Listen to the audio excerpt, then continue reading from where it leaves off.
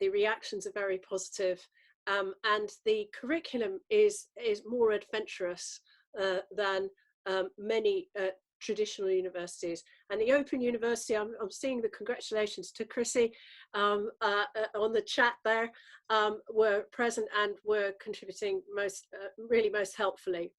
I think that kind of event is a really useful one, just as this kind of event is a really useful one.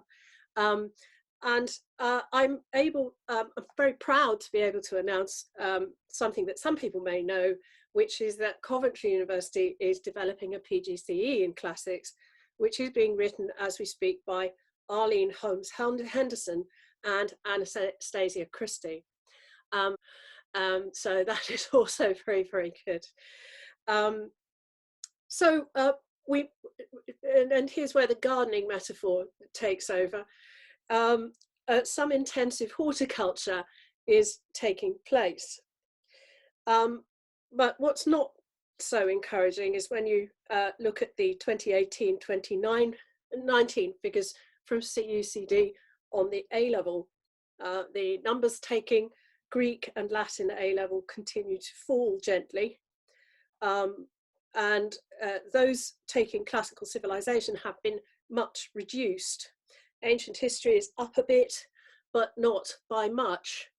And we really have taken a big hit from the change in AS level. Now, it's perfectly true that not having an A level in the subject is not, in most HEIs, a bar to taking a degree in a classical subject. You can still do it, but a smaller A level pool is still something that we should be very worried about. It makes recruitment harder, because if they're not running it in schools, who do you talk to about going to talk to them and telling them how great it is? If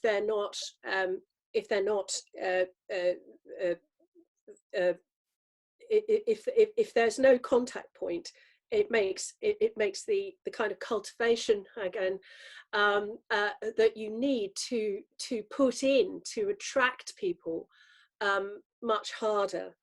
And delaying the start of the journey to knowledge means one must travel faster to catch up.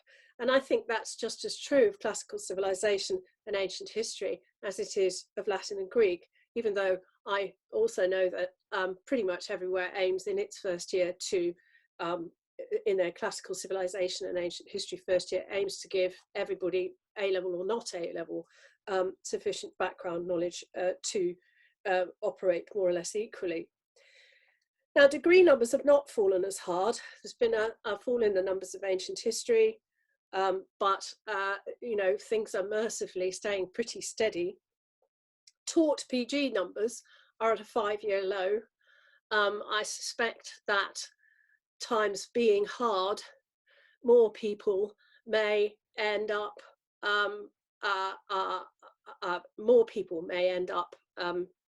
doing an MA. So we may see that change.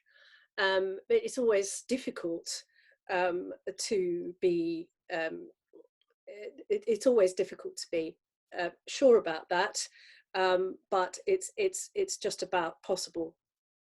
Of course, the PG loan system is a bit different from the undergraduate loan system, so that may mitigate against it. Well, it's important to remind ourselves that the last few years have seen a demographic dip, and things may improve. But as my Scottish granny used to say, this and better may do, this and war will never do.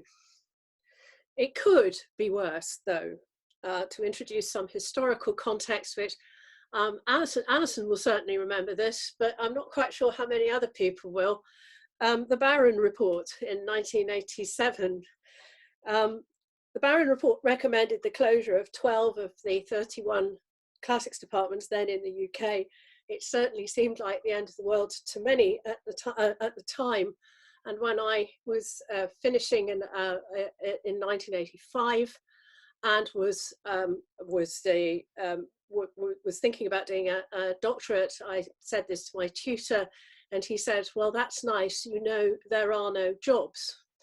And that was literally true back then. it was bad for some time. There was a reduction in the number of full-time posts in classics and universities from 355 to 334 from 1986 to 7 and 1987 to 8, while student numbers remained steady. However, 32 institutions apparently contributed to the figures that I've just quoted about 2018 to 19. So we're back, we've actually grown one institution in those 40 years, whatever it is. And the figure for full-time staff in 2018 to 19 is 584, considerably higher. The Barron report, I think, was genuinely not a hatchet job. It was an attempt to create departments which were sustainable and could withstand the difficult climate of the late 1980s. And I think, given where we are now, one has to say that it worked. But there's no room for complacency. There's no room for relaxation. We're facing a very, very difficult climate now. Among all the systemic things and the things to do with the sector, I think we as a discipline should really be wondering why all the Herculean efforts being made in schools by colleagues in universities as well as by teachers. So the outreach operations of universities have become increasingly more sophisticated. People are very, very good about going into schools. You don't, I think, any longer have the feeling that it's not part of the job. Why are we not being able to translate that into higher A-level numbers and larger numbers studying a classical subject at university?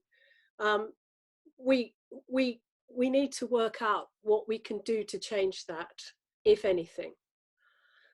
We certainly don't need to stop doing what we're doing, but we need to work out what we can do to make it translate into bigger numbers. I think that's all the more important at the moment because the climate is exceptionally tough, and I'm afraid it's really about to get a lot worse for reasons which are relatively obvious. We're going to be looking at a possibly short but certainly very sharp recession. University finances, if you look at the Wonk HE or Wonky blog, that is sort of the opposite of the Minimus website. If you look at that, you really need a dose of Minimus immediately afterwards. You know, have it next to you as a sort of antidote to Wonky. But the figures are pretty horrendous, frankly. So stand by. We can't afford to have marginal numbers. Universities are going to be looking for cash cows, not rare breeds. Sorry about that. But the problem with green shoots is that they can be affected by frost. So when I became a faceless bureaucrat and joined the dark side, I learned about something called a SWOT analysis, which is not SWAT, that involves guns, but it's SWOT, strengths, weaknesses, opportunities, and threats. So if I was doing one on the discipline now, well, strengths. Well, we've been here before. And if we can survive the end of antiquity, the sack of Constantinople and the Black Death, we can probably ride this one out too. And then there was the 1980s. If you think about it, we've been permanently threatened because the evidence for that is quite clear. We've had to promote and defend Hellenic studies. That's what the Hellenic Society is for, the promotion and the defense of Hellenic studies. We had to have a society to do that in 1879. And the Roman society dates back to 1910. So even the Latinists were feeling the pain in 1910. That's before the First World War. We tend to think of that as a time when we were invincible, but not true, actually. We've countered numerous threats, and we have experience of doing so. Quite surprising disciplines these days are what you might call minority disciplines. We think of ourselves as the archetypal minority discipline, but these days it's also difficult to find state schools which teach physics, chemistry, as well as modern languages, leave alone the creative industries, which I now actually spend a huge amount of time promoting and defending, art, music, and so on. Now, these subjects are only just beginning to do the kind of thing that we've been doing for ages. They're only just beginning to try and get their subjects back into state schools. We should share with them what we have learned, but the fact is we're way ahead of them. We have the links and we have the techniques, and we've shown our resilience over the years, and it has not diminished. I think it's not diminished because it's rooted in subject's perennial appeal to the young, the general public, and so forth. Our cultural capital is still significant, more so than that of most humanities subjects. And as the oldest discipline, we enjoy considerable respect. But above all, I think our strength lies in the fact that classicists really like classics. You don't drift into classics by accident. You have to fight to get into it. You really have to try. So those who love classics, while not particularly numerous necessarily, are devoted, and we go the extra mile. And our age as a discipline has also translated itself into a large number of organisations who promote classics and who all get a say. The Arts and Humanities Alliance, for example, has almost embarrassing numbers of classicists on it because we've got so many different learned societies. I think there are about 5 of us, including the Renaissance Latin Society and so on, which is represented actually by Gesine Manevelt. So we tend, therefore, to punch above our weight in professional fora. And that, I think, should be something that we can use. Weaknesses.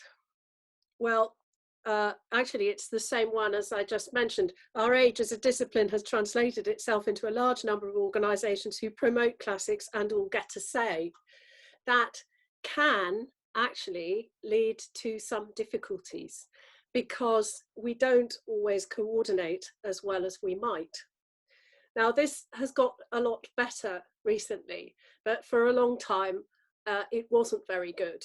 The proof of the pudding, and I think possibly the turning point, was the old Hellenic and Roman Society triennial, which was a sort of weird competitor for the Classical Association conference, and it was a happy day when that was finally killed off. I think happy day for the societies, happy day for everybody. It was one conference too far, and it really wasn't a good thing.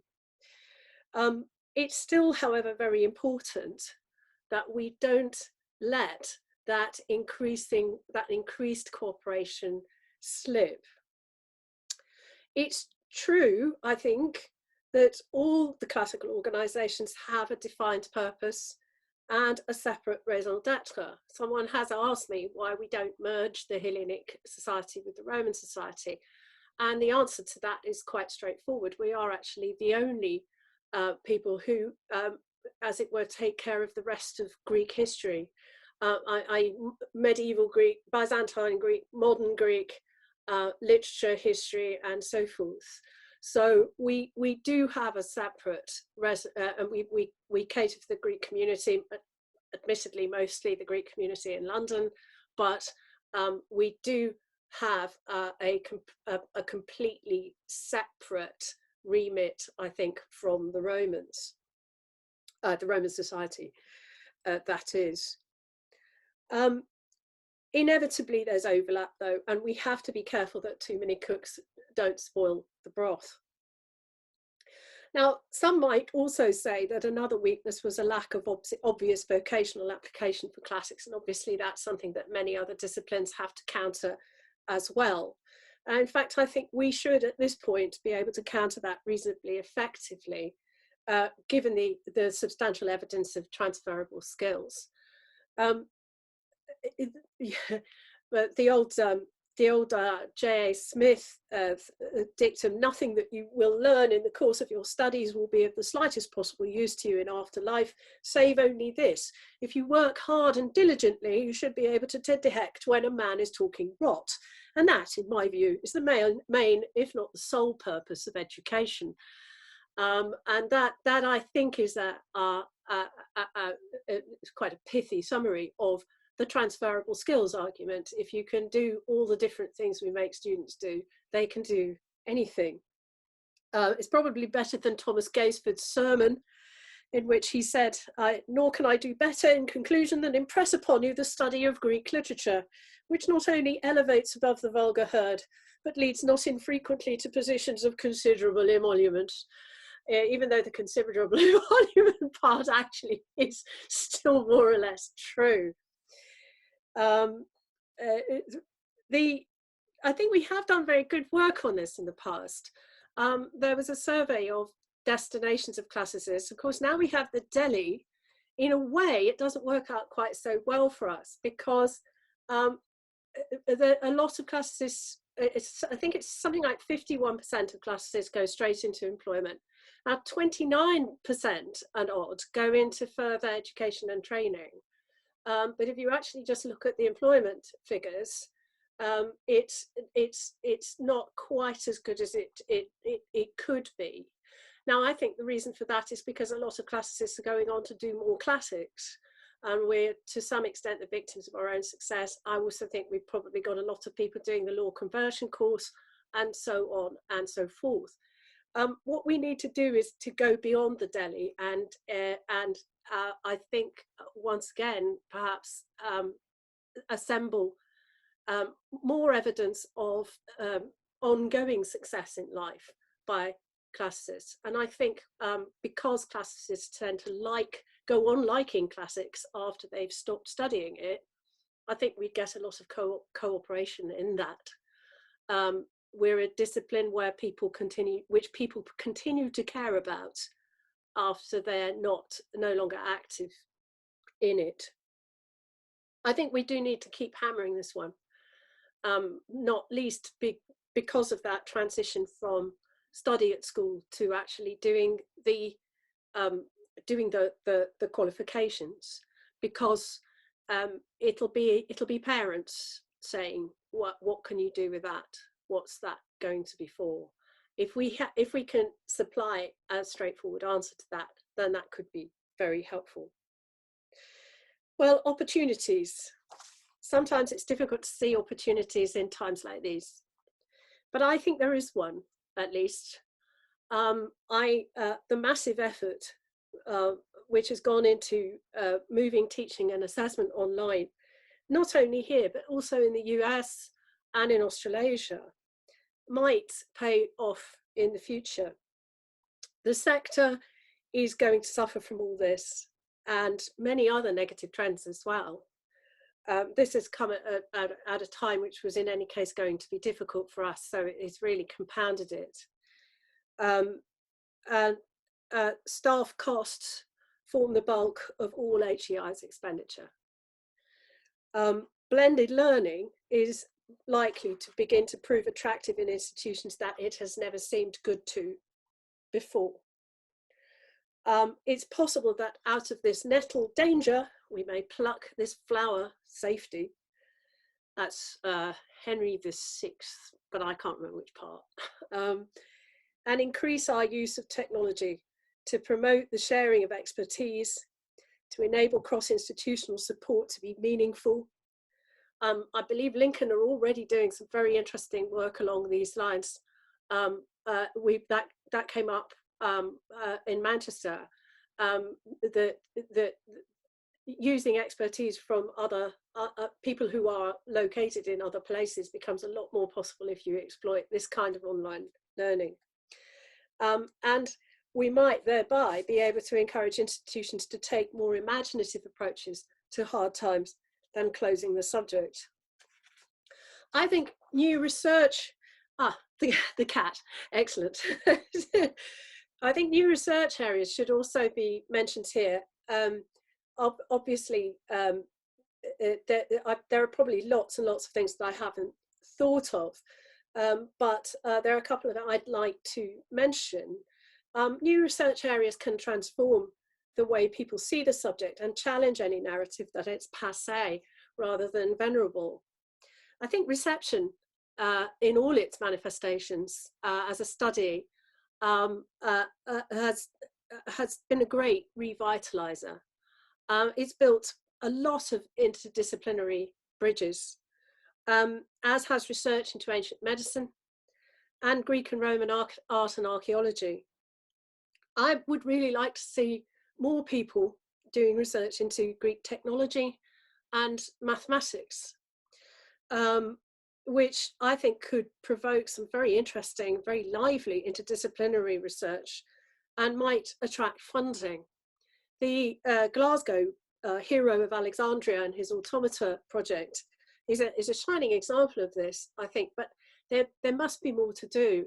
I would really like to see research which contextualized Greek mathematics in society, the way that we've seen people contextualizing Greek medicine in society. I think that could be very, very interesting. I say that, but I'm afraid my C in O-level maths is unlikely to mean that it's me who does it. But I do think it has some potential. Right, well, threat. Frankly, too numerous to mention. And it's Friday, and it seems a shame to spoil the mood. Most threats, I think, are out of our control. I think only one would represent an unforced error, and that would be a massive cultural war, allowing internal divisions within the profession to become toxic. Now, by that, I obviously don't mean that people shouldn't discuss the direction of the discipline in a full and frank manner. I think it's absolutely vital that we do debate with one another about the priorities that we should be embracing. But we have to be prepared to agree to differ, and the debate must not become destructive and rancorous. There were some departments in the 80s who definitely survived by the skin of their teeth, perhaps, but were hampered for years because people fought with each other about things which spectacularly didn't matter. Not just didn't matter a bit, but didn't matter at all. I think we've all grown up since then, frankly. I don't think you get that nearly as much as in the late 80s, but it was pretty traumatic watching these groups of people ruining their prospects, tearing one another apart. We can't be having with that in the present climate and in the way things are going to go. The spectacle of the last of the giant pandas squabbling over a diminishing store of bamboo shoots has to be avoided at all costs. No one person or group of people is going to save classics all by themselves, especially not while cancelling the rest of their colleagues. And othering people who do things differently just diminishes us all. We all have to work to appreciate the value of everyone's contribution, and we need to let 1,000 flowers bloom. For the glory of the garden occupieth all who come. I think this is particularly important in the coming years. Okay, Game of Thrones fans in the room? Yay, I hope. Any? No. Oh God. Okay, well, for those who are, winter is coming. We are the watchers on the wall. Bickering among ourselves would be suicidal. So that really is enough metaphors, Ed. And that's probably enough from me altogether. I've just got one more thought. It's sometimes difficult to remember this, and there are very hard times, and there have been hard times, and it won't get better for a while. But we have, I think, one thing, I feel this very strongly. There's one thing that we're lucky in. We've followed on our inclinations to study the richest and most interesting subject that there is. And we've been supported in that, I hope, all of us, certainly I have, by the efforts of some remarkable scholars and teachers. I also mean supported intellectually by the works of those we've read but never met. But I'd just like now to pay tribute to some of the people who really supported me when I was starting, who sadly are no longer with us. James Morwood, who died in 2017, Miriam Griffin, who never had any reason to support me at all, except that Jasper was my internal examiner and my mentor for my book, but she was always exceptionally kind to me, died in 2018. George Corkwell and Jasper Griffin, who both died last year, and Donald Russell, who died in February. And I'd finally like to, a lot of you will have heard of a lot of them. Someone you won't perhaps have heard of is Keith McLennan, who used to be head of classics at Rugby, and who was a great Bryanston stalwart, and continued to be so. He wrote some commentaries on Virgil as well, which I hope you might consider using. Very sadly, he died last month of coronavirus. Well, we have to keep going.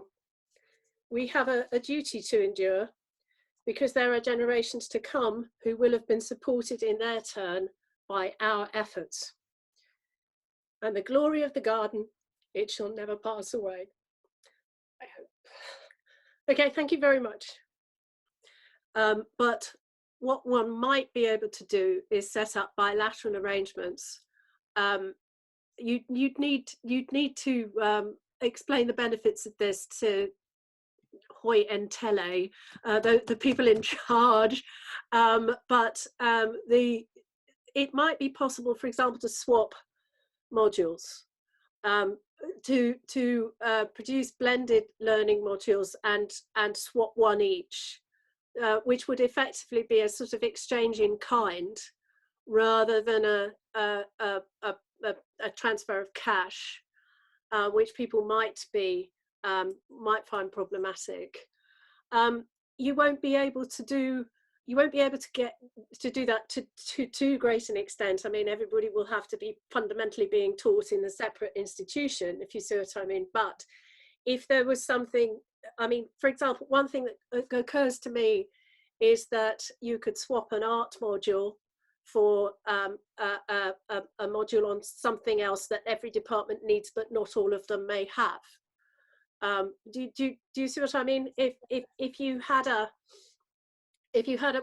say Department A has an art specialist and Department B doesn't, but Department B has something else, I don't know, an ancient philosopher, you might be able to swap an art module for a philosophy module, and do both of them fundamentally online. It's not an easy thing, but it might be worth thinking about, and that could be that could be a way forward. Yeah, that's a really interesting way. There are ways that one can see of selling that upwards as well. Yeah, I think that's right. I think you might be able to sell it upwards. It's a question of critical mass. I mean, clearly students can't feel that they're not really being taught in the institution that they signed up for. But I don't think one module or even one module per year is actually very likely to make them feel like that. And Of course, if you're doing blended learning, you can just as well do it for your own students as for other people's. The benefit of crossing modules, as it were, is that no money actually has to change hands, or at least limited money has to change hands. Yeah, so it could all be done by memorandum of understanding and that kind of thing. Yeah, that's right. Yeah. Oh, great. And we're such a tight discipline and talk to each other quite a lot anyway across institutions, I'm sure. Yeah, we do. I mean, again, this is something that we do more than most disciplines. Actually, that's probably something I should have listed in the strengths. That we do actually mostly tend to be pretty cooperative and collaborative. I mean, it's that I'm very anxious shouldn't change, really. Right. One other question that's come up in various kind of comments is the issue of classics being quite a teaching intensive subject, particularly with languages. And so the current sort of situation is obviously going to affect precariously employed colleagues or hourly paid even colleagues where we do a lot of language teaching or other activities to a disproportionate amount maybe than other subjects. I mean, I don't know what the answer to that is or if there's any way out of that, but it's certainly a challenge. And how do we face that challenge? It's a difficult one. It's a very difficult one. And I don't have an easy answer for it because every institutional context is a bit different. In institutions where you've still got theologians, you can combine language teaching with theology, and that boosts the numbers. But of course, theology are, if anything, a bit more endangered species than we are. The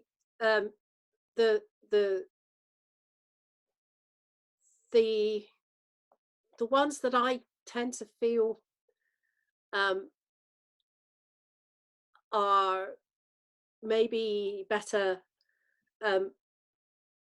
I mean, sorry, I've lost my thread. I must get rid of the chat, I think. Sorry, so my eyes wandering over to the chat. I'll try and no, I can't do it. I'll just have to look straight ahead. I think it's just really tough. Teaching different groups in the same period it is going to be one way in which it's going to have to be done, at least for a while. It's a question of numbers and the economics of the situation, and it is going to be really tough. I suppose that's another thing. If language teaching is difficult to move online, but that might be another way of doing it, and then there will probably be some transfer of money because it's likely that it's going to be an institution that can't afford to do its own language teaching, which farms it out to someone else. But it is very, very far from ideal, and it's going to be very tough. And I'm sorry not to have anything more encouraging to say than that. It's really tricky. Yeah, that certainly is something for us all to think about. There's lots of comments just referring to things like the guest natter, which Magdalena Oman set up, which is Facebook and Twitter groups where colleagues are recording sections for lectures that other people can use in their own courses at the moment. So these things are already happening. Yeah, that's really good. That's a really good idea. Yeah. The thing that all this leads us on to is an issue that's come up about departments, and this we're always restructuring in universities and falling under different remits.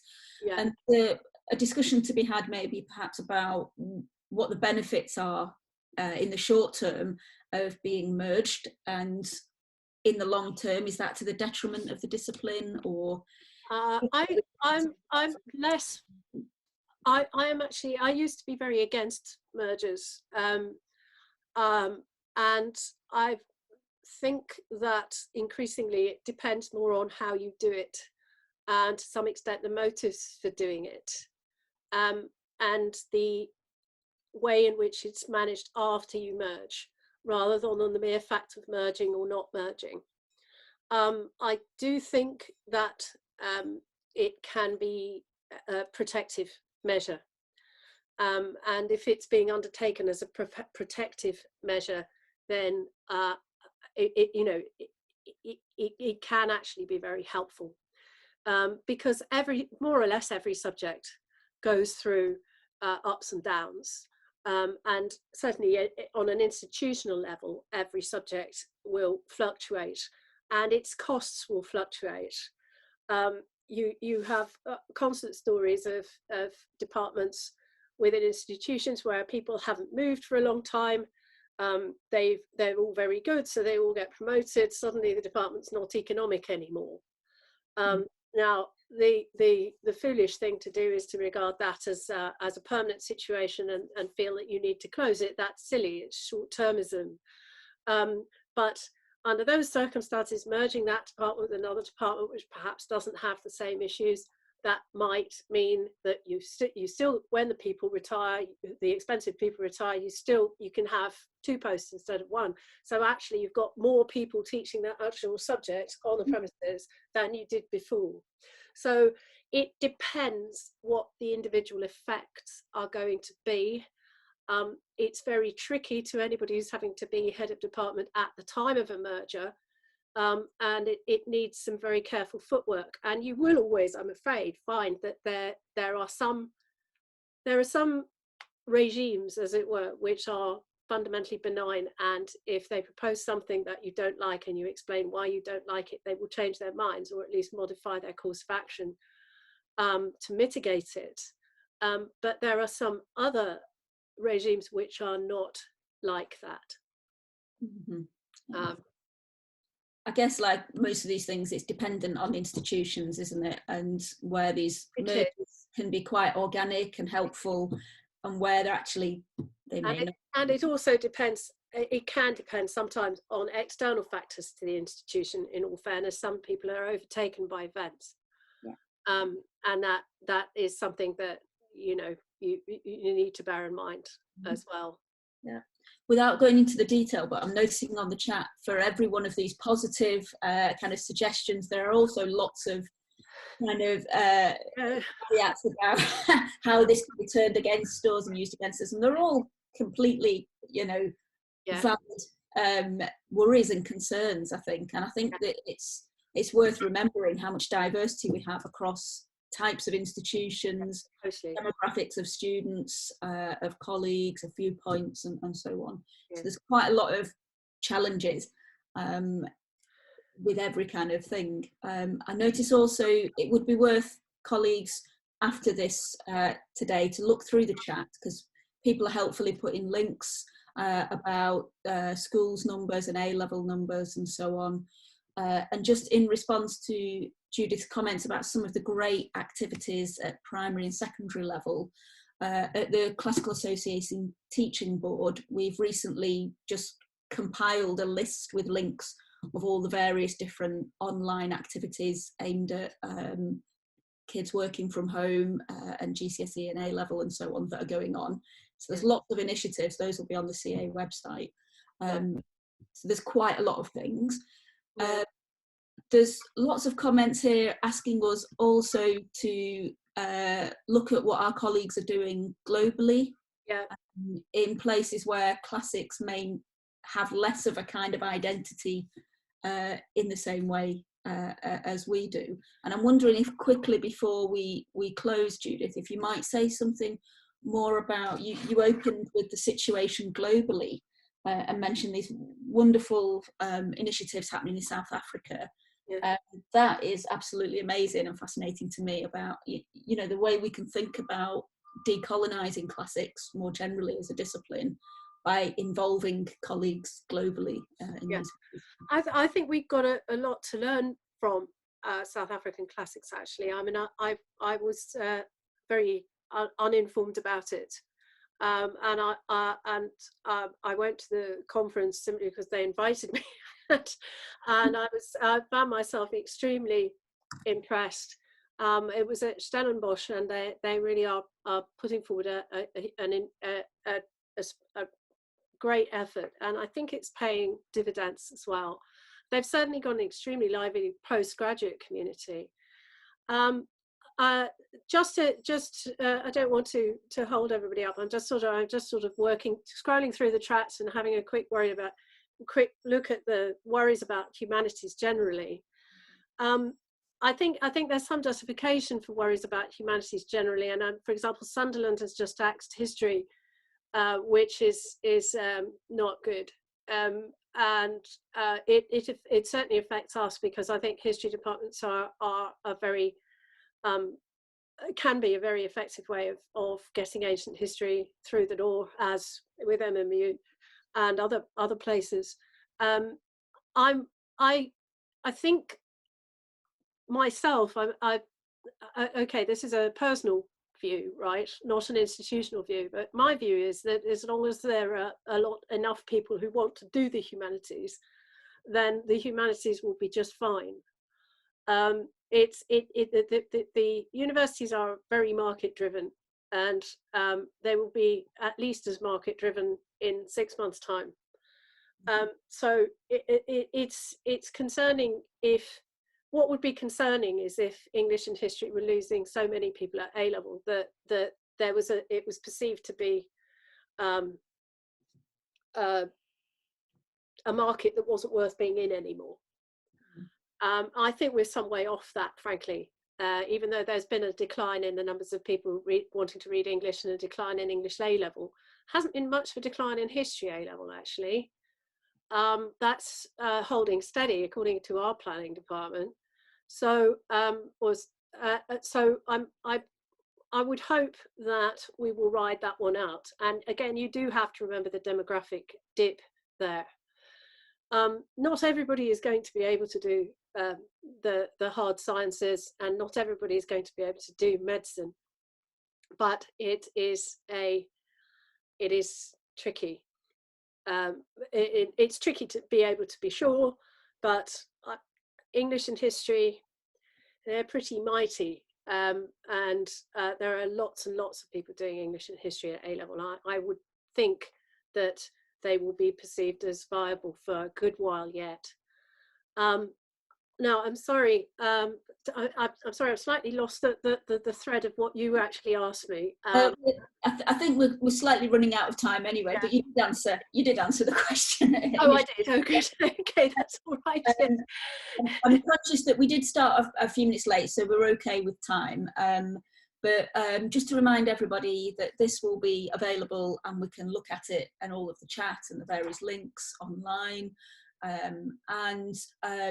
Before I hand back to Virginia to introduce what's going to happen next with the Spotlight Talks, I don't know how this works. We might have to do silent applause for Judith. Thank you so much for all of the wonderful. I hope it wasn't too cockeyedly optimistic or too pessimistic. But thank you very much again for inviting me to come, and it's been really nice to see you all, even at a distance. So thank you very much. Thank you. Bye. Okay, I'm going to bow out at this point. What I will do is I'll work my way through the chat, and if there's something specific, I'll try and answer that specific person. Okay. But I'm not guaranteeing to be able to do it via Zoom, but I'll give it a shot. Okay. Thank you, Judith. Bye-bye.